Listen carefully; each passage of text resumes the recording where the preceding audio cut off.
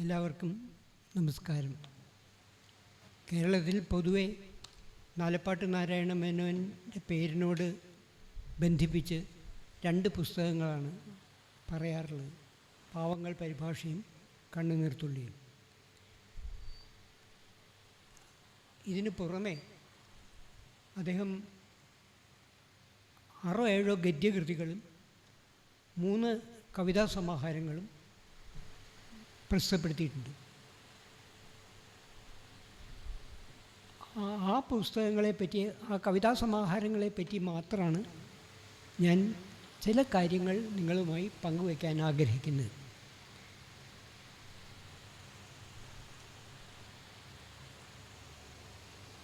കവിത്രയത്തിൻ്റെ കാലം തന്നെയാണ് നാലപ്പാടിൻ്റെ കാവ്യരചനാ കാലവും. പലപ്പോഴും അദ്ദേഹത്തെ വള്ളത്തോൾ കളരിയിൽപ്പെട്ട കവി എന്നാണ് നമ്മളുടെ സാഹിത്യ ചരിത്രകാരന്മാർ പലരും മുദ്രകുത്തിയിട്ടുള്ളത്. അത് പൂർണ്ണമായും ശരിയാണ് എന്നെനിക്ക് തോന്നുന്നില്ല. കാരണം വള്ളത്തോൾ കളരിയിൽപ്പെട്ട മറ്റ് കുറച്ച് കവികൾ നമുക്കുണ്ട്. ഇപ്പോൾ കുറ്റിപ്പുറത്ത് കേശവൻ നായർ വള്ളത്തോൾ കളരിയിൽപ്പെട്ട കവിയാണ് എന്ന് നമുക്ക് പറയാൻ സാധിക്കും. നേരിട്ട് വള്ളത്തോളുമായിട്ട് ബന്ധപ്പെട്ടില്ലെങ്കിലും രചനയുടെ ഭംഗിയും രീതിയുമൊക്കെ നോക്കിക്കഴിഞ്ഞാൽ തെക്കൻ തിരുവിതാംകൂറിൽ നിന്ന് വന്ന വെണ്ണിക്കുളം ഗോപാലക്കുറുപ്പ് ആ കളരിയിൽപ്പെട്ട കവിയാണെന്ന് പറയാം. അങ്ങനെ ഒരു 6-7 കവികളെ നമുക്ക് നിഷ്പ്രയാസം വള്ളത്തോൾ കവിതയിൽ ഉൾപ്പെടുത്താം, വള്ളത്തോൾ കളരിയിൽ ഉൾപ്പെടുത്താം. പക്ഷെ നാലപ്പാടിന് അതിൽ ഉൾപ്പെടും എന്നെനിക്ക് തോന്നുന്നില്ല. കാരണം വള്ളത്തോൾ കവിതയുടെ മുഖമുദ്ര അതിൻ്റെ നാടകീയമായ അവതരണം ആണ്. വാക്ചിത്രങ്ങളും നാടകീയമായ അവതരണവും ആണ് രൂപപരമായി വള്ളത്തോൾ കവിതയെ വ്യതിരിക്തമാക്കി നിൽക്കുന്നത്. നാലപ്പാടിൻ്റെ ഒരു കവിതയിലും ഇത്തരം വാക്ചിത്രങ്ങളോ നാടകീയമായ അവതരണമോ നമുക്ക് കണ്ടെത്താൻ സാധിക്കുന്നില്ല. വള്ളത്തോളിൻ്റെ ചേരിയിൽപ്പെട്ട കവികൾ സ്വാതന്ത്ര്യത്തിൻ്റെ വക്താക്കളായിരുന്നു. നാലപ്പാടിൻ്റെ കവിതയിൽ കവിതകൾ മാത്രം എടുത്തു നോക്കുമ്പോൾ ഇന്ത്യൻ സ്വാതന്ത്ര്യബോധത്തെ പറ്റിയൊന്നും അദ്ദേഹം വലിയ കാര്യമായിട്ടൊന്നും പറഞ്ഞിട്ടില്ല. സമൂഹ ജീവിതത്തിൽ അങ്ങനെ പറയണം എന്ന് നിർബന്ധമുള്ള കാര്യമാണ് എന്നല്ല ഞാൻ ഉദ്ദേശിക്കുന്നത്. നമുക്ക് 2 തരത്തിലുള്ള കവികളെയും അപ്പോൾ കാണാൻ പറ്റുന്നുണ്ട്. ഇപ്പോൾ ആശാൻ കവിത എഴുതിയിരുന്ന കാലത്ത് തന്നെ ആശാൻ പൊതുജീവിതത്തിൽ ഒരുപാട് ഇടപെട്ടിട്ടുള്ള കവിയാണ്. SNDPയുടെ സെക്രട്ടറി ആയിട്ട് 14 കൊല്ലക്കാലം ജീവിച്ച ആളാണ്. കുറേ കാലം പത്രാധിപരായിരുന്ന ആളാണ്. കുറേ കാലം MLC ആയിരുന്നിരുന്ന ആളാണ്. പക്ഷെ ആശാൻ്റെ കവിതയിലൊന്നും കേരളീയ ജീവിതമില്ല. ദുരവസ്ഥയിൽ 1-2 പരാമർശം മാത്രമേ ഉള്ളൂ. അത് കഴിഞ്ഞ് ആശാൻ്റെ കഥ നടക്കുന്നതൊക്കെ ഉത്തര ഹൈമവത ഭൂവിലും ഒക്കെയാണ് ചിത്രീകരിക്കുന്നത്. നല്ല ഹൈമവത ഭൂവിലും ഉത്തര മധുരാപുരിയിലും ഒക്കെയാണ് കഥ നടക്കുന്നത്. മലയാളി ഇല്ല ആശാൻ്റെ കവിതയിൽ. തൻ്റെ വിലക്ഷണ കാവ്യം എന്ന് കവി തന്നെ വിശേഷിപ്പിച്ച ദുരവസ്ഥയിൽ മാത്രമേ ആനുഷംഗികമായ ഒരു പരാമർശം കേരളീയ ജീവിതത്തെ പറ്റിയുള്ളൂ. അതും ആ കലാപത്തെപ്പറ്റി ബ്രിട്ടീഷുകാർ നൽകിയ വ്യാഖ്യാനമാണ് ആശാൻ പൊക്കിപ്പിടിച്ചത്, മറ്റൊന്നുമല്ല. അതിൻ്റെ വ്യത്യസ്ത വ്യാഖ്യാനങ്ങളുടെ കൂട്ടത്തിൽ. അപ്പം തൻ്റെ ചുറ്റും നടക്കുന്ന ജീവിതത്തെ ആവിഷ്കരിച്ചോളണം ഒരു വലിയ കവി എന്ന് നിർബന്ധമൊന്നുമില്ല. ആവിഷ്കരിച്ചുകൊണ്ട് തെറ്റുണ്ട് എന്നല്ല ഞാൻ പറയുന്നത്, പലർക്കും അത് സാധിക്കില്ല. നാലപ്പാടിനാണെങ്കിൽ വീട്ടിലൊതുങ്ങിക്കൂടിയൊരു മനുഷ്യനാണ്. യാത്ര തന്നെ വളരെ അപൂർവം ആയിരുന്നു അദ്ദേഹത്തിന്. എന്ന് മാത്രമല്ല, വ്യവസ്ഥാപിതമായൊരു വിദ്യാഭ്യാസവും അദ്ദേഹത്തിന് കുറവായിരുന്നു. വളരെ കുട്ടിക്കാലത്ത് അദ്ദേഹത്തിൻ്റെ പലർക്കും നിശ്ചയമില്ലാത്തൊരു കാര്യം, ഈ പൊന്നാനിയിലാണ് നാലപ്പാട്ട് തറവാട് എന്നാണ്. പൊന്നാനിയിലല്ല, നാലപ്പാട്ട് തറവാട് ആലുവയിലായിരുന്നു. ടിപ്പുവിൻ്റെ ആക്രമണക്കാലത്ത് നാലപ്പാട്ട് തറവാട്ടുകാർ ഈ പ്രദേശത്തുള്ള ടിപ്പുവിൻ്റെ ആക്രമണം ഭയന്ന് തിരുവിതാംകൂറിലേക്ക് ഓടിപ്പോവുകയും തിരുവിതാംകൂറിൽ എവിടെയോ താമസിക്കുകയും ചെയ്ത് ആ കുടുംബം അവിടെ സെറ്റിൽ ഡൗൺ ചെയ്യുകയും ചെയ്ത് ആ കൂട്ടത്തിൽപ്പെട്ട ഒരു സ്ത്രീയെ പിന്നീട് വളരെ വർഷങ്ങൾക്ക് ശേഷം മലബാറിലെ ഒരു നാടുവാഴി വിവാഹം കഴിച്ചുകൊണ്ട് പോയി.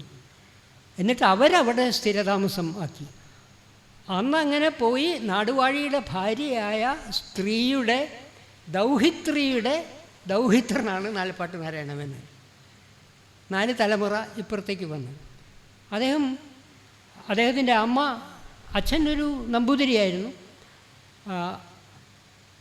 അമ്മ നാലപ്പാട്ട് തറവാട്ടിലെ മാധവിയമ്മ എന്നൊരു സ്ത്രീയായിരുന്നു. നാലപ്പാട് നാരായണമേനോൻ ജനിച്ചിട്ട് ഒരു 1.5 കൊല്ലം കഴിഞ്ഞപ്പോഴത്തേക്കും ആ വിവാഹബന്ധം വിച്ഛേദിക്കപ്പെട്ടു. ആ സ്ത്രീ പിന്നീട് മറ്റൊരു നമ്പൂതിരിയാണ് വിവാഹം കഴിച്ചത്. ആ 2ാമത്തെ വിവാഹത്തിൽ അവർക്ക് ഒരു മകളുണ്ടായി. എങ്കിലും 1 വയസ്സായപ്പോഴത്തേക്കും ആ പെൺകുട്ടി മരിച്ചുപോയി. അങ്ങനെ അമ്മയുടെ ഒറ്റ മകനായിട്ടാണ് നാലപ്പാട് കുട്ടിക്കാലമൊക്കെ കഴിച്ചു പൂട്ടിയത്. തൊട്ടടുത്തുള്ള വളരെ അത്ഭുതകരമായ ഒരു സംഭവത്തെപ്പറ്റി നാലപ്പാടിൻ്റെ ജീവചരിത്രകാരന്മാർ സൂചിപ്പിക്കുന്നുണ്ട്. 1ാം ക്ലാസ്സിലോ 2ാം ക്ലാസ്സിലോ മറ്റേ നാലപ്പാട് പഠിക്കുന്ന കാലത്താണ് ഒരു ദിവസം വൈകുന്നേരം സ്കൂൾ വിട്ട് വരുമ്പോൾ, അന്ന് ഇടവഴികളിൽ കൂടെയാണല്ലോ, ചെറിയ ഇടവഴികളാണെല്ലാം, ഒരിടവഴി കൂടി നാലപ്പാടും 3-4 കൂട്ടുകാരും കൂടി നടന്നു പോകുമ്പോൾ ഇടവഴിയുടെ മറ്റേ പുറത്തുനിന്ന് ഒരു ആന ഇങ്ങോട്ട് വരുന്നുണ്ട്. ആനക്കാരൻ ആനയുടെ പിന്നിലാണ്. കുട്ടികൾ ഭയന്ന് ഈ കയ്യാലയിലൊക്കെ പടച്ചു കയറി. ഈ 5 വയസ്സുകാരന് പിടി കിട്ടിയില്ല. ആനയുടെ മുമ്പിലേക്ക് അങ്ങോട്ട് വീണു. ആന ഒന്നും ചെയ്യാതെ കവച്ച് കിടന്നങ്ങോട്ട് പോയി. ഈ കുട്ടിക്ക് ബോധമുണ്ടായിരുന്നില്ല. ആയുഷ്കാലം നാലപ്പാടിന് ആനയെ കാണാൻ ദേഷ്യമായിരുന്നു. ആനയുടെ അടുത്ത് പോവില്ല, ഒരു ഉത്സവത്തിനും പോവില്ല. ആന ഉണ്ടെന്ന് കേട്ടാൽ അങ്ങോട്ട് പോവില്ല. ഇങ്ങനെ ഒരു അസാധാരണമായിട്ടുള്ള അനുഭവം കുട്ടിക്കാലത്തെ പറ്റി അദ്ദേഹത്തിന് ശ്രമിച്ചു. പ്രൈമറി സ്കൂളിൽ പഠിക്കുമ്പോൾ തന്നെ പഠിത്തത്തിൽ വലിയ താല്പര്യമൊന്നും അദ്ദേഹത്തിന് ഉണ്ടായിരുന്നില്ല. കുന്നംകുളത്തായിട്ടും പല ദിക്കുകളിലായിട്ട് 6ാം ക്ലാസ് വരെ പഠിച്ചു. 6ാം ക്ലാസ് വരെ പഠിച്ചു കഴിഞ്ഞപ്പോൾ അദ്ദേഹത്തിന് എന്തോ രോഗബാധിതനായിട്ട് 1 കൊല്ലം പിന്നെ പഠിച്ചിട്ടില്ല. രോഗമൊക്കെ മാറിക്കഴിഞ്ഞ് വീണ്ടും സ്കൂളിൽ ചെന്നു. 9ാം ക്ലാസ്സിലെ ക്രിസ്മസ് പരീക്ഷ എഴുതി തിരിച്ചു പോന്നപ്പോൾ നാലപ്പാട് തീർച്ചയാക്കി ഇനി സ്കൂളിലേക്ക് ഇല്ല. അങ്ങനെ അദ്ദേഹത്തിൻ്റെ ഔപചാരികമായ വിദ്യാഭ്യാസം 9ാം ക്ലാസ്സിൽ അവസാനിച്ചു എന്നുള്ളതാണ്. പിന്നെ അദ്ദേഹം കുന്നംകുളത്ത് താമസിക്കുന്ന കാലത്ത് ഒരു 3 മാസക്കാലം ഏതോ ഒരു ശാസ്ത്രിയുടെ അടുത്ത് സംസ്കൃതം പഠിക്കുകയുണ്ടായി. അതിനെപ്പറ്റി നാലപ്പാട് വളരെ രസകരമായിട്ട് പറഞ്ഞിട്ടുണ്ട്. എന്തിനാണ് പിന്നെ സംസ്കൃതം പഠിക്കാൻ പോയേ? എൻ്റെ അന്നത്തെ ധാരണ സംസ്കൃതം പഠിച്ചില്ലെങ്കിൽ കവിത എഴുതാൻ പറ്റില്ല എന്നായിരുന്നു. അതുകൊണ്ടാണ് സംസ്കൃതം പഠിച്ചത് എന്ന് അദ്ദേഹം പറഞ്ഞു. പക്ഷേ ഈ കൊളുത്തിയ ചെറിയ തീപ്പന്തമാക്കി വളർത്തുന്നതിനുള്ള അനുസ്യൂതമായ വായനയാണ് പിന്നീട് നടന്നത്. അതിനൊരു സംഭവമുണ്ടായി. അദ്ദേഹം 9ാം ക്ലാസ്സിൽ പഠിപ്പ് നിർത്തി വീട്ടിലിരിക്കുന്ന കാലത്താണ് തൊട്ട അയൽവക്കത്തെ ഒരു ചെറുപ്പക്കാരന് മദിരാശിയിൽ നിന്ന് വന്നൊരു ടെലിഗ്രാം വായിക്കാൻ വേണ്ടി നാലപ്പാടിൻ്റെ അടുത്ത് കൊണ്ട് കൊടുത്തു. കഷ്ടിച്ച് വായിച്ചെങ്കിലും നാലപ്പാടിന് അതിൻ്റെ അർത്ഥം മനസ്സിലായില്ല, അർത്ഥം പറഞ്ഞു കൊടുക്കാൻ പറ്റിയില്ല. അപ്പോഴാണ് അദ്ദേഹത്തിന് തോന്നിയത്, ഇംഗ്ലീഷ് കഷ്ടിച്ച് വായിക്കാൻ തുടങ്ങിയിട്ട് എനിക്ക് ഒരു ഇംഗ്ലീഷ് വാചകത്തിൻ്റെ അർത്ഥം പറയാൻ പറ്റുന്നില്ലല്ലോ, എന്നാൽ ഇനി പഠിച്ചിട്ട് തന്നെ കാര്യം എന്ന് പറഞ്ഞുകൊണ്ടാണ് അദ്ദേഹം സ്വയം പഠിച്ചുണ്ടാക്കുകയാണ് ചെയ്തത്. ഒരുപക്ഷെ ഇന്ത്യൻ തത്വചിന്തയെപ്പറ്റി മലയാളത്തിൽ ഇന്നും ലഭിക്കാവുന്ന ഗംഭീരമായ പുസ്തകങ്ങളുടെ കൂട്ടത്തിൽ ഞാൻ ഉദ്ദേശിക്കുന്നത് കെ ദാമോദരൻ്റെ ഇന്ത്യ പുസ്തകങ്ങൾ ഉൾപ്പെടെ നമുക്ക് മറ്റ് പുസ്തകങ്ങൾ വിവർത്തനങ്ങളായിട്ട് കിട്ടിയിട്ടുണ്ട്. ഡോക്ടർ രാധാകൃഷ്ണൻ്റെ ഇന്ത്യൻ ഫിലോസഫിയെ പറ്റി ഉള്ള പുസ്തകം നമുക്ക് കിട്ടിയിട്ടുണ്ട്. അങ്ങനെ വിശ്വദർശനങ്ങൾ രാഹുൽ സങ്കൃത്യായൻ്റെ പുസ്തകം നമുക്ക് കിട്ടിയിട്ടുണ്ട്. വിവർത്തനങ്ങൾ ഉൾപ്പെടെ ഇന്ത്യൻ പൈതൃകത്തെപ്പറ്റി പറഞ്ഞവരുടെ കൂട്ടത്തിൽ ഇന്നും ഒരുപക്ഷെ ഏറ്റവും മുമ്പിൽ നിൽക്കുന്നത് നാലപ്പാട് എഴുതിയ ആർഷജ്ഞാനം എന്നുള്ള പുസ്തകമാണ്. അതേപോലെ തന്നെയാണ് രതിസാമ്രാജ്യം എന്നൊരു പുസ്തകവും. ഈ 2 പുസ്തകം മലയാളത്തിൽ ഇപ്പോഴും വേണ്ടത്ര ശ്രദ്ധിക്കപ്പെട്ടിട്ടുണ്ട് എന്നെനിക്ക് തോന്നുന്നില്ല. ഇത് കൂടാതെ അദ്ദേഹം 3 ജീവചരിത്രങ്ങൾ എഴുതിയിട്ടുണ്ട്. വള്ളത്തോളിൻ്റെ ഒരു ജീവചരിത്രം, വളരെ ചെറിയൊരു പുസ്തകം ആയിട്ട്. പിന്നെ വിവേകാനന്ദൻ്റെ ഒരു ജീവചരിത്രം, ദയാനന്ദ സരസ്വതിയുടെ ഒരു ജീവചരിത്രം. ദയാനന്ദ സരസ്വതിയുടെ ഒരു ജീവചരിത്രം നാലപ്പാട്ട് നാരായണമേനോൻ എഴുതി എന്നുള്ളത് നമ്മളുടെ മിക്ക സാഹിത്യചരിത്രകാരന്മാരും അറിഞ്ഞിട്ട് തന്നെയില്ല. ഇങ്ങനെ ഗദ്യത്തിൽ കുറച്ച് പുസ്തകങ്ങൾ എഴുതി. മാത്രമല്ല 2 പ്രഹസനങ്ങൾ അദ്ദേഹം എഴുതുകയുണ്ടായി. വേശു അമ്മയുടെ വിശറി എന്നു പേരായിട്ടൊരു പ്രഹസനവും സാപത്ന്യം എന്നു പേരായിട്ടൊരു പ്രഹസനവും. ഇത് രണ്ടും വായിച്ചപ്പോൾ എനിക്ക് തോന്നിയത് എങ്ങനെ അദ്ദേഹം ഇതിന് മെനക്കെട്ടു എന്നുള്ളതാണ്. പരമ ബോറ് എന്ന് വെച്ചാൽ ഇതിപ്പരം ബോറായിട്ടൊരു പുസ്തകം ഒരാൾക്ക് സങ്കല്പിക്കാൻ പറ്റില്ല. അങ്ങനത്തെ ഒരു പുസ്തകം നാലപ്പാടിനെ പോലെയുള്ള ഒരു കവി തർജ്ജമയ്ക്ക് തിരഞ്ഞെടുക്കുന്നു എന്നുള്ളത് അവിശ്വസനീയം ആണ് എനിക്ക്. ഒരു പക്ഷേ വിവർത്തനത്തിനുള്ള തയ്യാറെടുപ്പുകളുടെ കൂട്ടത്തിലുള്ള ഹോംവർക്ക് ആയിരിക്കാം അത് എന്ന് മാത്രമേ നമുക്ക് സമാധാനിക്കാൻ പറ്റുള്ളൂ. അദ്ദേഹത്തിൻ്റെ പ്രധാനപ്പെട്ട പദ്യകൃതികൾ ചക്രവാളം, പുളകാങ്കുരം എന്ന 2 കൃതികളാണ്. അത് പല കാലങ്ങളിലായി അദ്ദേഹം എഴുതിയ പല കവിതകളുടെ സമാഹാരമാണ്.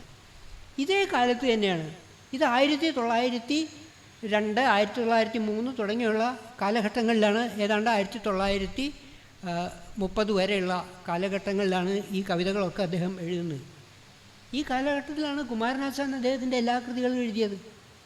1908 വീണപൂവ്, 11 നളിനി, പിന്നെ ലീല, പ്രരോദനം, ചിന്താവിഷ്ടയായ സീത, ചണ്ടാലഭിക്ഷുകി, കരുണ, ദുരവസ്ഥ, ഇതൊക്കെ ഈ കാലത്ത് വരുന്നതാണ്.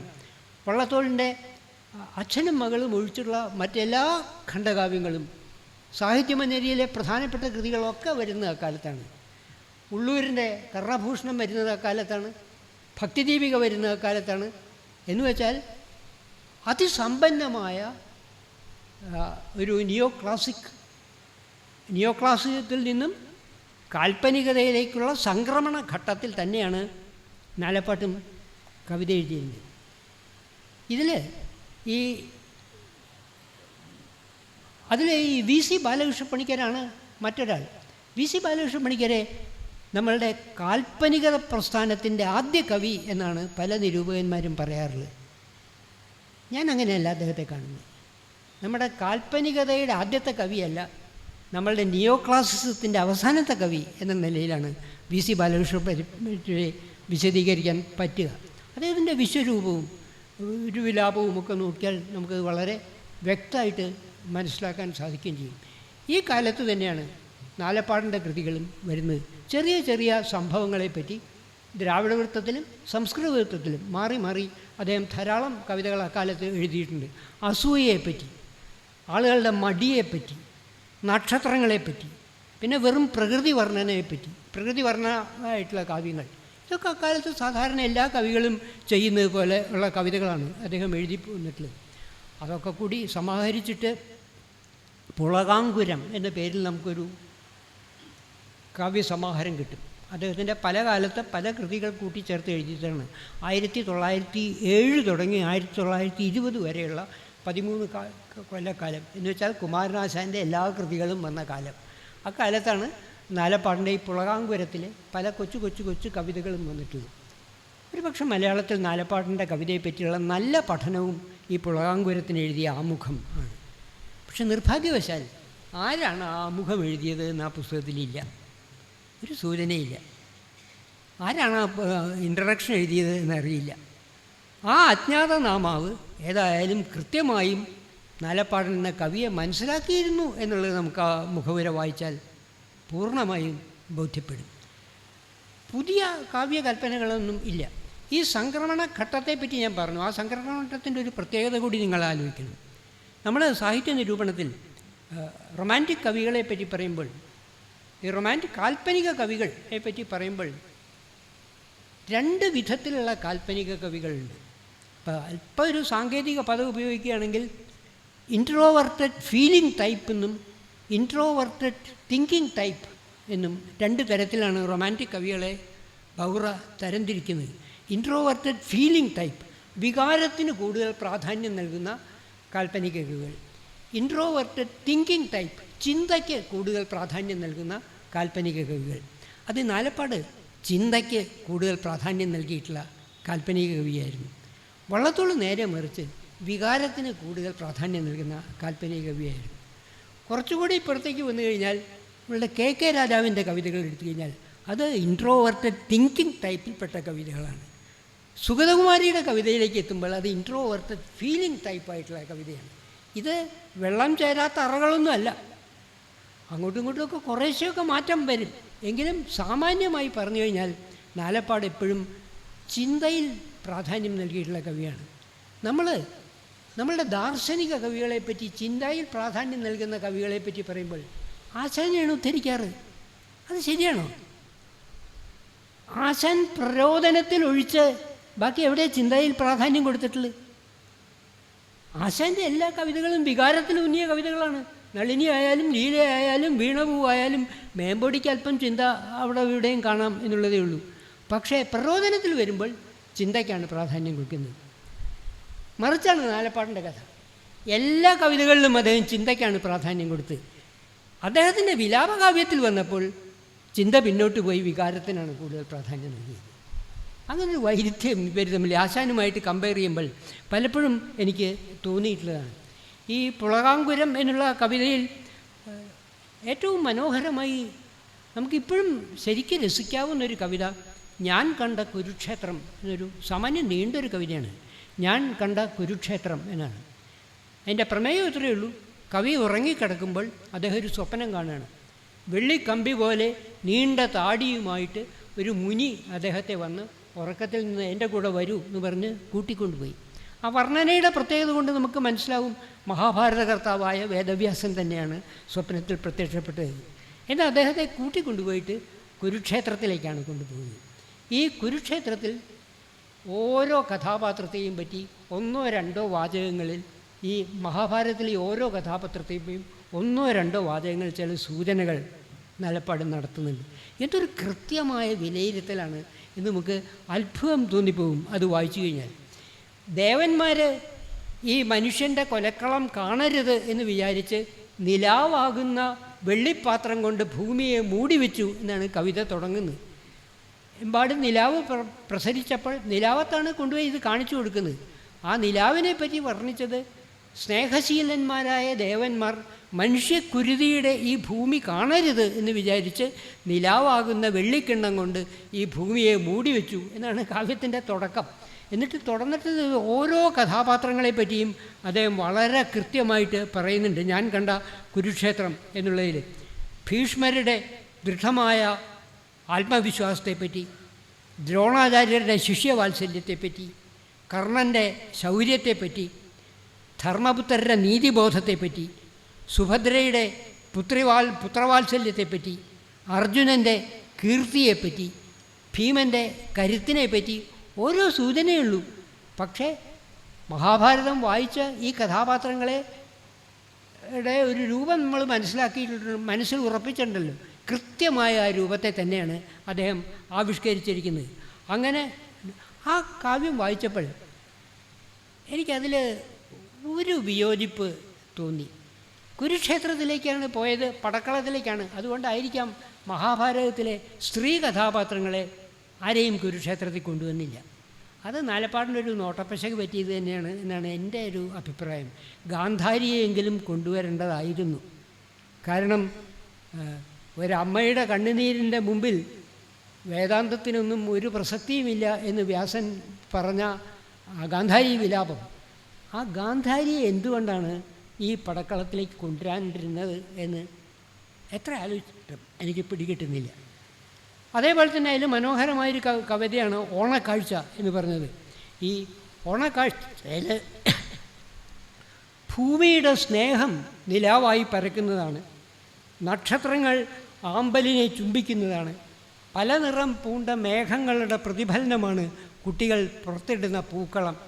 കുട്ടികൾ ഓടിക്കളിക്കുമ്പോൾ അവരുടെ പാദം സ്പർശിക്കുന്നത് കൊണ്ട് മണ്ണിനുണ്ടാവുന്ന രോമാഞ്ചമാണ് പൂഴി എന്നൊക്കെ അദ്ദേഹം ഒരുപാട് മനോഹരങ്ങളായിട്ടുള്ള കൽപ്പനകൾ നടത്തുന്നുണ്ട്. എന്നാൽ ഇതേപോലെ നമുക്ക് ചക്രവാളം എന്ന കവിതയെപ്പറ്റി പറയാൻ പറ്റില്ല. ചില നിരൂപകന്മാർ നാലപ്പാടിൻ്റെ മാസ്റ്റർ പീസ് ചക്രവാളം എന്നാണ് പറയുന്നത്. അതിന് മാരാര് ദീർഘമായിട്ടുള്ളൊരു വ്യാഖ്യാനം പോലും എഴുതിയിട്ടുണ്ട്. എത്ര വ്യാഖ്യാനം വായിച്ചു കഴിഞ്ഞാലും ചക്രവാളത്തിൽ കവിതയുണ്ട് എന്നെനിക്ക് തോന്നുന്നില്ല. കവിതയിൽ തത്വജ്ഞാനം ആവാം, വീണപൂവിലൊക്കെ നമുക്കത് കണ്ടെത്താൻ പറ്റും. കവിതയിൽ തത്വചിന്ത വരാം. പക്ഷേ തത്വചിന്തയ്ക്ക് കയറിപ്പോകാനുള്ളൊരു വാഹനമാണ് കവിത എന്ന് പറഞ്ഞു കഴിഞ്ഞാൽ അത് ബുദ്ധിമുട്ടുണ്ടാവും. പാണ്ഡിത്യം കവിതയുടെ നല്ല സഖിയാണ്, പക്ഷെ ചീത്ത യജമാനത്തിയാണ്. ഇവിടെ ഈ ചീത്ത യജമാനത്തി മാത്രമേ കണ്ടെത്തുന്നുള്ളൂ. ലീലാവതി ടീച്ചർ അതിൻ്റെ രാമുഖം എഴുതിയപ്പോൾ പറഞ്ഞു, ആർഷജ്ഞാനം മുഴുവൻ കവിതാ സമാഹാരത്തിൽ, ചക്രവാളം എന്നുള്ള കവിതാ സമാഹാരത്തിലുണ്ട് എന്ന്.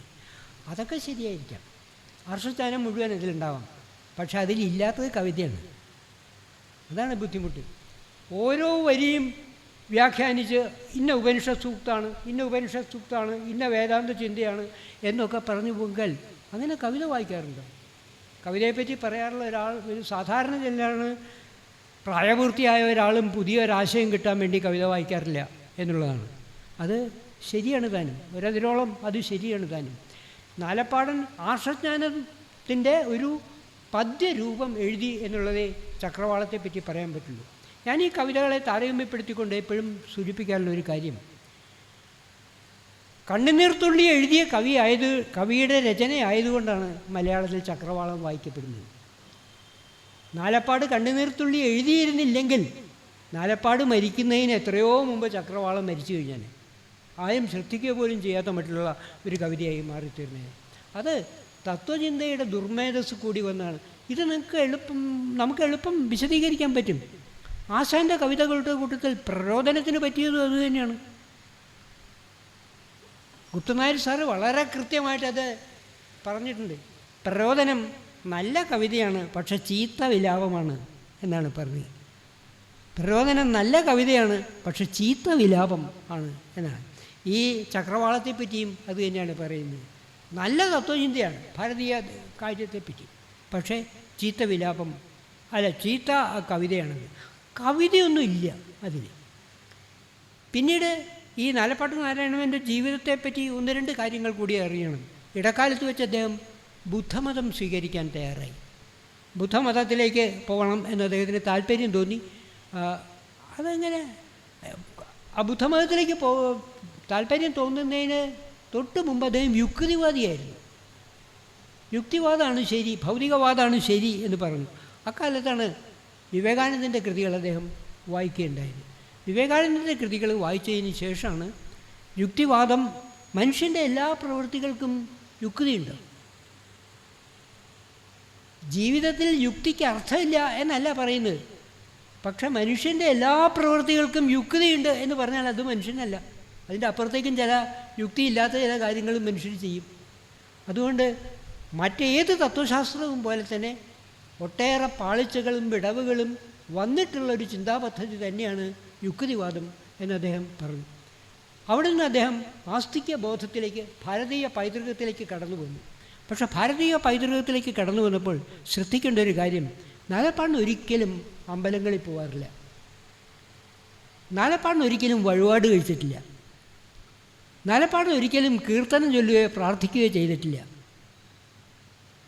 ആ യുക്തിവാദിയുടെ ഒരു അംശം കൊണ്ടല്ല അത്. ഇതല്ല, ഇങ്ങനെയല്ല ഈശ്വരനെ പറ്റി. എന്നിട്ട് അദ്ദേഹം ഒരു ഭാഗത്ത് പറയുന്നുണ്ട്, ഞാൻ എങ്ങനെയുണ്ടായി? അസംഖ്യം പരമാണുക്കൾ കൂടിച്ചേർന്നാണ് എല്ലാ ജീവികളെയും പോലെ ഞാനും ഉണ്ടായിട്ടുള്ളത്. ആ ഓരോ പരമാണുവിലും ഞാൻ എന്ന സങ്കല്പമുള്ളതുപോലെ പ്രപഞ്ചത്തിലെ എല്ലാ വസ്തുക്കളിലും ഞാൻ എന്നൊരു സങ്കല്പമുണ്ട്. ആ ഞാനാണ് ഈശ്വരൻ. ആ ഈശ്വരനെ സേവിക്കുക എന്ന് പറയുന്നതിന് ഒരർത്ഥമില്ല. വഴിപാട് കഴിച്ച് ഈശ്വരപ്രീതി നേടാം, നാമം ചൊല്ലി ഈശ്വരപ്രീതി നേടാം എന്ന് പറയുന്നതിന് ഒന്നും അർത്ഥമില്ല. ഞാൻ എന്നോട് സത്യസന്ധത പുലർത്തുക എന്നുള്ളതാണ് ഈശ്വരനോട് സത്യസന്ധത പുലർത്തുക എന്നതിനർത്ഥം എന്നാണ് നാലപ്പാട് പറഞ്ഞിരിക്കുന്നത്. അദ്ദേഹം ബുദ്ധമതം സ്വീകരിച്ചില്ല. ബുദ്ധമതത്തിൽ ഒരു പ്രതിജ്ഞ എടുക്കണം, ജീവിതത്തിൽ ഒരിക്കലും ഹിംസ നടത്തില്ല, ജീവിതത്തിൽ ഒരിക്കലും അസത്യം പറയില്ല, ജീവിതത്തിൽ ഒരിക്കലും മോഷ്ടിക്കില്ല, ജീവിതത്തിൽ ഒരിക്കലും വ്യഭിചരിക്കില്ല. ഇങ്ങനെ 4-5 കാര്യങ്ങൾ സത്യപ്രതിജ്ഞ ചെയ്യണം, എന്നിട്ടേ ബുദ്ധമതം സ്വീകരിക്കാൻ പറ്റുള്ളൂ. ആ പ്രതിജ്ഞ ചെയ്യേണ്ട ഘട്ടത്തിൽ വന്നപ്പോൾ നാലപ്പാടൻ പറഞ്ഞു, ഞാൻ പ്രതിജ്ഞ ചെയ്യില്ല, കാരണം ചിലപ്പോൾ ഞാൻ കളവ് പറഞ്ഞു വേണ്ടി അതുകൊണ്ട് ഞാൻ ബുദ്ധമതം സ്വീകരിക്കുന്നില്ല. അദ്ദേഹം ബുദ്ധമതം സ്വീകരിച്ചില്ല. ലൈറ്റ് ഓഫ് ഏഷ്യ തർജ്ജമ ചെയ്ത ആളാണ് ബുദ്ധമതം സ്വീകരിച്ചില്ല എന്ന് പറയുന്നത്. ആ നിലയിൽ ഒരു അസാമാന്യമായിട്ടുള്ള സ്വയം പഠിച്ചുണ്ടാക്കിയ വ്യക്തിയാണ്. സംസ്കൃതത്തിൽ അദ്ദേഹം 3 മാസമേ പഠിച്ചിട്ടുള്ളൂ ഒരു ശാസ്ത്രിയുടെ അടുത്ത്. പക്ഷെ മാരാര് പറയുന്നുണ്ട്, ഗുരുമുഖത്ത് നിന്ന് വർഷങ്ങളോളം സംസ്കൃതം ഉരുക്കഴിച്ച് പഠിച്ച കുട്ടികൃഷ്ണന്മാരാര് പറയുന്നുണ്ട്, കാളിദാസൻ്റെ ചില ശ്ലോകങ്ങളുടെ ഭംഗി എനിക്ക് പറഞ്ഞു തന്നത് കുട്ടികൃഷ്ണ മറ്റേ നാലപ്പാട്ട് നാരായണ മേനോനാണ് എന്നാണ്. ആ കവി മനസ്സ് എങ്ങനെ ദീപ്തമായിരിക്കുന്നു എന്നുള്ളതിൻ്റെ അദ്ദേഹത്തിൻ്റെ സൂചനയാണ്. അദ്ദേഹത്തിൻ്റെ ഖണ്ഡകാവ്യങ്ങളുടെ കൂട്ടത്തിൽ ഏറ്റവും പ്രധാനമായിട്ടുള്ള സുലോചന എന്നൊരു ഖണ്ഡകാവ്യമാണ്. ഒരു പക്ഷേ നമ്മളുടെ ഖണ്ഡകാവ്യ ചരിത്രം ക്ലാസ് മുറികളിലൊക്കെ പഠിപ്പിക്കുമ്പോൾ ഒരാളും സൂചിപ്പിക്കാത്ത മലയാളത്തിലെ നല്ല ഖണ്ഡകാവ്യങ്ങളുടെ കൂട്ടത്തിലൊന്നാണ് ഈ സുലോചന എന്നു പേരായിട്ട്. അത് രാമായണത്തിലെ വളരെ അപ്രസക്തമായ, ആരും ശ്രദ്ധിച്ചിട്ടില്ലാത്തൊരു കഥാഭാഗമാണ്. അത് മാത്രമല്ല, അത് ഈ ഉത്തരരാമായണത്തിലൊരു ഭാഗത്ത് വരുന്ന കഥ ആണ്. ലക്ഷ്മണൻ ആയിട്ടുള്ള ഏറ്റുമുട്ടലിൽ ഇന്ദ്രജിത്ത് മരിച്ചു വീണു. ഇന്ദ്രജിത്തിൻ്റെ ശിരസ് അമ്പുകൊണ്ട് അറുത്തിടുകയാണ് ചെയ്യുന്നത്. ഈ ഇന്ദ്രജിത്തിൻ്റെ മൃതശരീരം സംസ്കരിക്കാൻ നേരത്ത് ആ തല കൂടി എടുത്തു വെച്ചിട്ട് വേണം സംസ്കരിക്കാൻ. അപ്പോൾ ഇന്ദ്രജിത്തിൻ്റെ പത്നിയായ സുലോചന രാവണൻ്റെ അടുത്ത് ചെന്ന് ചോദിക്കുകയാണ്,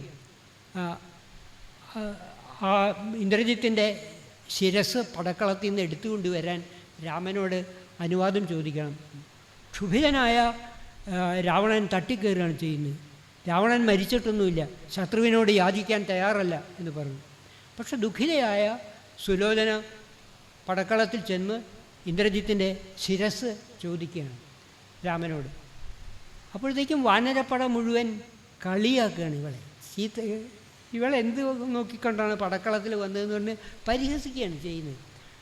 ഈ പരിഹാസം സഹിക്കവയ്യാതായപ്പോൾ അറ്റുകിടക്കുന്ന ആ ശിരസിനെ നോക്കി, എൻ്റെ ആഗ്രഹം ഇതാണ്, അത് സാധിപ്പിച്ചു തരാൻ രാമനോട് പറയണം എന്ന് പറഞ്ഞു കഴിഞ്ഞപ്പോൾ ആ ശിരസ് സംസാരിച്ചു എന്നാണ് പറയുന്നത്. അതോടുകൂടി വാനരപ്പടയ്ക്ക് മുഴുവൻ പശ്ചാത്താപം തോന്നി. ഹനുമാൻ ഈ സുലോചനയുടെ പാദത്തിൽ നമസ്കരിച്ച് ക്ഷമിക്കണം, അറിവില്ലായ്മ കൊണ്ട് പറഞ്ഞു പോയതാണ് എന്ന് പറഞ്ഞ് വളരെ ആദരപൂർവ്വം ഈ ശിരസ് എടുത്തു കൊണ്ടുപോയി. ഇങ്ങനൊരു കഥയുണ്ട്. ഇത് രാമായണം ധാരാളം തവണ വായിച്ചവർക്ക് പോലും ഈ കഥയൊന്നും നിശ്ചയം ഉണ്ടാവില്ല. ആ കഥ കേന്ദ്രീകരിച്ചുകൊണ്ടാണ് സുലോചന എന്നു പേരായ ഒരു ഖണ്ഡകാവ്യം നാലപ്പാട് എഴുതിയിട്ടുള്ളത്. നാലപ്പാടിൻ്റെ പദ്യകൃതികളുടെ കൂട്ടത്തിൽ ഒരു പക്ഷേ അത് ആ വള്ളത്തോൾ കളരിയുടെ ഒരു ടച്ച് അതിലുണ്ട്. പുരാണങ്ങളിൽ വേണ്ടത്ര വിസ്തരിച്ചിട്ടില്ലാത്ത കഥാഭാഗങ്ങൾ കണ്ടെത്തി വിസ്തരിക്കുന്ന കുറേ ഖണ്ഡകാവ്യങ്ങൾ നമുക്കുണ്ടല്ലോ. കർണഭൂഷണം അങ്ങനെ വന്നതാണ്, മഗ്ദലന മറിയം അങ്ങനെ വന്നിട്ടുള്ളതാണ്. പുരാണങ്ങളിൽ വേണ്ടത്ര വിസ്തരിച്ചിട്ടില്ലാത്ത കഥാഭാഗങ്ങൾ കണ്ടെത്തി വിസ്തരിക്കുന്ന ഒരു സമ്പ്രദായം. അതിൽ നാലപ്പാടിൻ്റെ സംഭാവനയാണ് ഇത്, ഈ സുലോചന എന്നു പേരായ ഖണ്ഡകാവ്യം. പിന്നെ അദ്ദേഹം ഒരു ഓട്ടംതുള്ളൽ എഴുതിയിട്ടുണ്ട്. ദൈവഗതി എന്നാണ് ഓട്ടംതുള്ളലിൻ്റെ പേര്. അത് ദൈവഗതി പുസ്തകമായപ്പോഴാണ് ആ ടൈറ്റിൽ കൊടുത്തത്. അത് മാസികയിൽ പ്രസിദ്ധീകരിച്ചപ്പോൾ ദേവസ്വം കാര്യസ്ഥൻ എന്നായിരുന്നു പേര് കൊടുത്തിരുന്ന ആ കവിതയ്ക്ക്. അത് ഉദ്യോഗ ദുഷ്പ്രഭുത്വത്തെ കളിയാക്കുന്നതാണ്. ഒരു സങ്കല്പ കഥയാണ്. നീതിമാനായ രാജാവിൻ്റെ, ശ്രീരാമൻ്റെ തന്നെയാണ്, ശ്രീരാമൻ്റെ രാമരാജ്യത്തിൽ ശ്രീരാമൻ്റെ മുമ്പിൽ കൊട്ടാരത്തിലേക്ക് കയറി ചെല്ലാൻ ഒരു നായ, ഒരു പട്ടി ഇഴഞ്ഞഴിഞ്ഞ് വരികയാണ്. അതിനെ ആരോ കണ്ടമാന അടിച്ചിട്ടുണ്ട്. അതിന് കയ്യും കാലും ഒക്കെ ഒടിഞ്ഞിട്ടാണ് ഇഴഞ്ഞഴിഞ്ഞാണ് വരുന്നത്. അപ്പോൾ പട്ടിയെ പറഞ്ഞു, പട്ടാളക്കാരോട് പറഞ്ഞു, എനിക്ക് ശ്രീരാമനെ കണ്ടിട്ട് എൻ്റെ ദയനീയ അവസ്ഥ പറയണം, അപ്പം നിനക്ക് എങ്ങനെ ഇത് പറ്റി? അപ്പോൾ ഒരു ബ്രാഹ്മണൻ എന്നെ തല്ലിയതാണ്. ഒരു ബ്രാഹ്മണൻ തീറ്റ അന്വേഷിച്ച് ചെന്ന എന്നെ ഒരു ബ്രാഹ്മണൻ തല്ലി കയ്യും കാലും ഒക്കെ ഒടിച്ചതാണ്. അതൊന്നും പറഞ്ഞുകൊണ്ട് രാജകൊട്ടാരത്തിലേക്കൊന്നും വരാൻ പറ്റില്ല എന്ന് പട്ടാളക്കാർ തടഞ്ഞു നിർത്തി. അപ്പോൾ ഈ പുറത്തെ ബഹളം കേട്ട് എന്താണത് എന്ന് അന്വേഷിക്കാൻ പറഞ്ഞ് രാമൻ ലക്ഷ്മണനെ പറഞ്ഞയക്കും. ലക്ഷ്മണൻ അടുത്ത് വന്നപ്പോഴും പട്ടി പറയും, എൻ്റെ അവസ്ഥ ഞാൻ രാജാവിനോടാണ് പറയുക, രാജാവിൻ്റെ ദൂതനോടല്ല എന്ന് പറയും. ഒടുക്കം എല്ലാവരും കൂടി സമ്മതിച്ച് ശ്രീരാമൻ്റെ മുമ്പിൽ കൊണ്ടുവന്നു. അപ്പോൾ ഈ പട്ടി പറഞ്ഞു, ഇങ്ങനെ ഒരു ബ്രാഹ്മണൻ എന്നെ തീറ്റ അന്വേഷിച്ച് എന്ന് എന്നെ കയ്യും കാലും തല്ലി ഒട്ടിച്ച് അവശതയാക്കി തീർത്തു എന്നാണ്. അങ്ങ് ആ ബ്രാഹ്മണനെ ശിക്ഷിക്കണം. അപ്പോൾ രാമൻ ചോദിച്ചു, അതിപ്പോൾ എങ്ങനെയാണ്? ബ്രാഹ്മണനെ ശിക്ഷിക്കാൻ പാടില്ല, ബ്രാഹ്മണൻ ശിക്ഷകൾക്കൊക്കെ അതീതനാണ്, ബ്രാഹ്മണനെ എനിക്ക് ശിക്ഷിക്കാൻ പറ്റില്ലല്ലോ. അപ്പോൾ ഈ പട്ടി ശ്രീരാമനോട് പറഞ്ഞത്, ഞാനൊരു ശിക്ഷ പറയാം, അത് അദ്ദേഹത്തിന് വിധിച്ചാൽ മതി. എന്താണ്? അദ്ദേഹത്തെ ദേവസ്വം കാര്യസ്ഥനാക്കിയിട്ട് നിയമിച്ചാൽ മതി. അപ്പോൾ ശ്രീരാമൻ ചോദിച്ചു, ഇതെന്ത് ശിക്ഷയാണ്? അപ്പോൾ ഈ പട്ടി വിശദീകരിച്ചു, കഴിഞ്ഞ ജന്മത്തിൽ ഞാൻ ഒരാഴ്ച ദേവസ്വം കാര്യസ്ഥനായിട്ടിരുന്നു, അന്ന് ചെയ്ത കുഴപ്പം കൊണ്ടാണ് എനിക്ക് ഈ ജന്മത്തിൽ പട്ടിയായിട്ട് വരുന്നത്. ജീവിതകാലം മുഴുവൻ ഇയാളെ ദേവസ്വം കാര്യസ്ഥനാക്കി അടുത്ത ജന്മത്തിൽ അയാളൊക്കെ അതിൻ്റെ ശിക്ഷ കിട്ടിക്കൊള്ളും എന്ന് പറഞ്ഞു എന്നാണ് കഥ. ഈ എങ്ങനെ ദേവസ്വം ബ്രഹ്മസ്വമായി മാറിത്തീരുന്നു എന്നുള്ള കഥയാണ് കൃത്യമായിട്ട് ഈ ഉപഹാസത്തിൽ പറഞ്ഞത്. അതേപോലെ തന്നെ നാലപ്പാട്ട് നാരായണ മേനോനൊരു പരിഹാസ കൃതി എഴുതിയിട്ടുണ്ട്, ഒരു മോക്ക് എപ്പിക് എന്ന് പറയുന്നത്. വലിയ എഴുത്തച്ഛൻ്റെ രീതിയിലാണ് മോക്ക് എപ്പിക് എഴുതുന്നത്. കിളിപ്പാട്ട് വൃത്തങ്ങളുമായിട്ട് അത്രയേറെ താതാത്മ്യം പ്രാപിച്ച ഒരാൾക്ക് മാത്രമേ ആ മോക്ക് എപ്പിക് എഴുതാൻ പറ്റുള്ളൂ. പുകയില മാഹാത്മ്യം എന്നാണ് അതിൻ്റെ പേര്. ഒരു 300 വരിയുണ്ട്. അതിൽ ചില വരികൾ മാത്രം നമ്മൾ എടുത്ത് അധ്യാത്മരാമായണത്തിലോ മഹാഭാരതത്തിലോ ആ കൃത്യസന്ദർഭങ്ങളിൽ വെച്ച് കഴിഞ്ഞാൽ എഴുത്തച്ഛൻ്റേതല്ല എന്ന് ആരും പറയില്ല. അത്രയ്ക്ക് കൃത്യമായിട്ടാണ് ആ രചന സൗഷ്ഠവ അദ്ദേഹം കൽപ്പിച്ചിട്ടുള്ളത്. പുകയിലെ പറ്റിയാണ്. ഒരു ദിവസം ലക്ഷ്മി ഭഗവതിയും പാർവതിയും സരസ്വതീ ദേവിയും കൂടി ഉദ്യാനത്തിൽ വിഹരിച്ചുകൊണ്ടിരിക്കുമ്പോൾ ലക്ഷ്മി ഭഗവതി പറഞ്ഞു അത്രേ, ഞാൻ 2 തുളസിയില എടുത്തിട്ട് കഴിഞ്ഞാൽ കൃഷ്ണൻ അവിടെ പ്രത്യക്ഷപ്പെടും, വിഷ്ണു അവിടെ പ്രത്യക്ഷപ്പെടും. പാർവതി പറഞ്ഞു, ഞാൻ 2 കൂവളത്തില അർപ്പിച്ചാൽ ശിവൻ അവിടെ പ്രത്യക്ഷപ്പെടും. അപ്പം സരസ്വതിക്ക് മാത്രം അങ്ങനെ പറയാനില്ല. സരസ്വതി ബ്രഹ്മാവിനോട് ചോദിച്ചു, എനിക്ക് മാത്രം എന്താ ഇങ്ങനെ പറ്റിയത്? അപ്പോൾ ബ്രഹ്മാവ് ഹോമത്തിൻ്റെ പുകയെടുത്ത് ഒരു ചെടി ഉണ്ടാക്കി കൊടുത്തു. ഹോമത്തിൻ്റെ പുക എടുത്തിട്ടാണ് ഈ ചെടി ഉണ്ടാക്കി കൊടുത്ത്. ആ പുക ഇലയായതാണ് പുകയില എന്നാണ് പറയുന്നത്. ഈ ഒരു പുതിയ ചെടി കണ്ടു കഴിഞ്ഞപ്പോൾ വിഷ്ണുവിന് സന്തോഷം തോന്നി. അദ്ദേഹം അതിൻ്റെ ഒരു കഷ്ണം പൊട്ടിച്ച് ചവച്ച് നോക്കിയിട്ട് ഇത് കൊള്ളാമല്ലോ എന്ന് പറഞ്ഞു. ശിവൻ ഈ പുകയിലയുടെ ഒരു കഷ്ണം എടുത്തുകൊണ്ട് വന്നു കഴിഞ്ഞപ്പോഴത്തേക്കും നെറ്റിയിലെ 3-ാം തൃക്കണ്ണിൻ്റെ ചൂടുകൊണ്ട് ഇത് പൊടിഞ്ഞു പോയി. പൊടിഞ്ഞു പോയപ്പോൾ അദ്ദേഹം ആ പൊടിയെടുത്ത് മൂക്കിൽ വലിച്ചു. ഇത് കൊള്ളാമല്ലോ എന്ന് ശിവനും തോന്നി എന്നാണ്. അങ്ങനെ ത്രിമൂർത്തികളുടെ അനുഗ്രഹത്തോടു കൂടിയാണ് പുകയില ഉണ്ടായത് എന്ന് പറഞ്ഞ് പുകയില മാഹാത്മ്യം എന്ന് അദ്ദേഹം ഒരു മോക്ക് എപ്പിക് എഴുതിയിട്ടുണ്ട്. അതിൽ രസം എന്താണെന്ന് വെച്ച് കഴിഞ്ഞാൽ ഇത് പബ്ലിഷ് ചെയ്ത് കഴിഞ്ഞപ്പോൾ ഒരുപാട് കത്തുകൾ നാലപ്പാടും ചെന്ന് ഇത് ഏത് ഇതിഹാസത്തിൽ നിന്നാണ്, ഏത് പുരാണത്തിലാണ് ഈ ഉപകഥ എന്ന് ചോദിച്ചുകൊണ്ട് അത്ര കൃത്യമായിട്ടാണ് ആ കാര്യങ്ങൾ ചെയ്തിട്ടുള്ളത്. അപ്പം അതിൽ ദുഷ്കാലം അടുക്കുമ്പോൾ ബുദ്ധിയും വിപരീതമായി തീരും ഒരു വരിയാണ്. ദുഷ്കാലം അടുക്കുമ്പോൾ ബുദ്ധിയും വിപരീതമായി തീരും എന്നാണ്. ദ്രൗപദി വസ്ത്രാക്ഷേപത്തെ വർണ്ണിക്കുന്നിടത്താണ് ഈ വരി കൂട്ടിച്ചേർത്തെങ്കിൽ ഇത് എഴുത്തച്ഛൻ എഴുതിയതാണെന്ന് തന്നെ തോന്നുന്നുള്ളൂ. ദുഷ്കാലം അടുക്കുമ്പോൾ ബുദ്ധിയും വിപരീതമായി തീരും എന്നുള്ള വരികൾ. ജീവികൾക്ക് അഹങ്കാരം ആത്മനാശകമല്ലോ മറ്റൊരു വരിയാണ്. ജീവികൾക്ക് അഹങ്കാരം ആത്മനാശകമല്ലോ. ജളമതേ കർണ പുനരിതു കേൾനി എന്ന് പറഞ്ഞ കർണപർവ്വത്തിൽ ഏതെങ്കിലും ഒരു ആ കോണ്ടെക്സ്റ്റ് വർണ്ണിക്കുമ്പോൾ ഈ വരി ചേർത്താൽ എഴുത്തച്ഛൻ്റെ വരിയാണ് എന്ന് തോന്നും. അങ്ങനെ വളരെ കൃത്യമായിട്ടാണ് ഈ മോക്ക് എപ്പിക് എഴുതിയിട്ടുള്ളത്. അദ്ദേഹത്തിൻ്റെ ഏറ്റവും പ്രധാനപ്പെട്ട കൃതി പദ്യകൃതി ശ്രീബുദ്ധചരിതം ആണ്. ശ്രീബുദ്ധചരിതം എന്നല്ല, അതിന് പൗരസ്ത്യ ദീപം എന്നാണ് അദ്ദേഹം പേരിട്ടുള്ളത്. എഡ്വിൻ ആർണോൾഡ് എഴുതിയ ലൈറ്റ് ഓഫ് ഏഷ്യ. എന്തുകൊണ്ടോ ഇംഗ്ലീഷ് സാഹിത്യത്തിൽ ഈ മഹാകാവ്യത്തിന് വേണ്ടത്ര അംഗീകാരം കിട്ടിയില്ല. ഒരുപക്ഷെ ഇംഗ്ലീഷുകാരൻ ഒരു ബുദ്ധ സംസ്കാരം ഇത്ര കേമാണ് എന്നുള്ളത് പ്രചരിക്കരുത് എന്ന് വിചാരിച്ചു തന്നെയാവാം. ഈ എഡ്വിൻ ആർണോൾഡ് എന്ന് പറയുന്ന സംസ്കൃത പണ്ഡിതൻ പൂനെയിലൊരു കോളേജിലെ സംസ്കൃതം പ്രൊഫസറായിരുന്നു. അദ്ദേഹം നീണ്ട ശ്രീബുദ്ധൻ്റെ ചരിതം 8 ഖണ്ഡങ്ങളായിട്ടാണ് എഴുതിയത്. നാലപ്പാട്ട് നാരായണ മേനോൻ പൗരസ്ത്യ ദീപം എന്നുള്ളതിൽ ഇത് പദാനുപദ പരിഭാഷയായിട്ടാണ് ചിത്രീകരിച്ചിരിക്കുന്നത്. നമുക്ക് അതിനു മുമ്പ് ചില ഇംഗ്ലീഷ് കവിതകളുടെയൊക്കെ ആശയാനുവാദങ്ങളൊക്കെ കിട്ടിയിട്ടുണ്ട് എന്നല്ലാതെ പദാനുപദ പരിഭാഷയായിട്ട് ഇത് കിട്ടിയിട്ടില്ല എന്നുള്ളതാണ് ശ്രീബുദ്ധചരിതം. അത് ആ കാലത്ത് തന്നെയാണ് കുമാരനാശാനും തർജ്ജമ ചെയ്യുന്നത്. പക്ഷേ കുമാരനാശാൻ 5 ഖണ്ഡങ്ങൾ മാത്രമേ തർജ്ജമ ചെയ്തുള്ളൂ. 5 ഖണ്ഡങ്ങൾ തർജ്ജമ ചെയ്തപ്പോഴാണ് അതിൻ്റെ കോപ്പിറൈറ്റിനെ പറ്റി ഒരു ചിന്ത വന്നത്. ആ കോപ്പിറൈറ്റിനെ പറ്റിയുള്ള തർക്കം വന്നു കഴിഞ്ഞപ്പോഴാണ് നാലപ്പാട്ടും കുമാരനാശാനും തമ്മിൽ കണ്ട് സംസാരിക്കുകയുണ്ടായി. എന്നിട്ട് ആശാൻ അത് തുടർന്ന് എഴുതുന്നില്ല എന്ന് തീരുമാനിച്ചിട്ടാണ് നാലപ്പാടിൻ്റെ 8 ഖണ്ഡങ്ങൾ അതിമനോഹരമായിട്ടുള്ള തർജ്ജമയാണ്.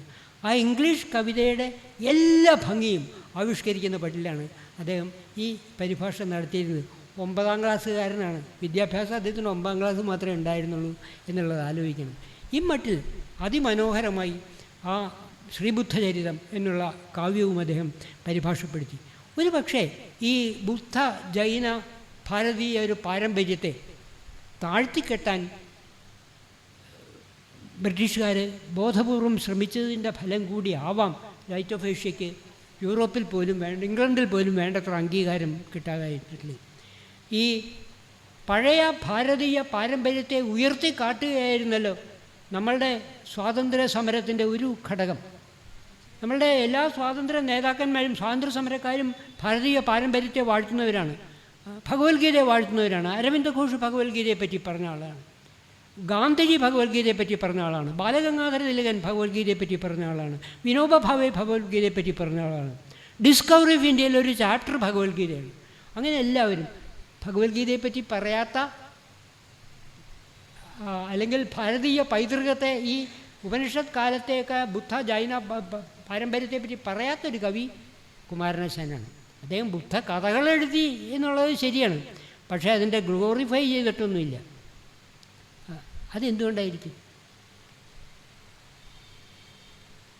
ചിന്താവിഷ്ടയായ സീതയിൽ ആശാൻ അത് കൃത്യമായിട്ട് പറയുന്നുണ്ട്. നമ്മളുടെ പഴയ ഉപനിഷത്ത് സംസ്കാരത്തെപ്പറ്റി വള്ളത്തോളും ഉള്ളൂരുമൊക്കെ കൊട്ടിഘോഷിക്കുന്ന ഈ ഭാരതീയ സംസ്കാരം ഉണ്ടല്ലോ, ഈ ഭാരതീയ സംസ്കാരത്തെപ്പറ്റി സ്വാതന്ത്ര്യത്തിൻ്റെ തീജ്വാല എന്ന് വിശേഷിപ്പിക്കുന്ന ഈ ഭാരതീയ സംസ്കാരത്തെപ്പറ്റി ആശാൻ ഒരു വലിയ ചിന്താവിഷ്ടയായ സ്ഥിതിയിൽ എഴുതിയിട്ടുണ്ട്.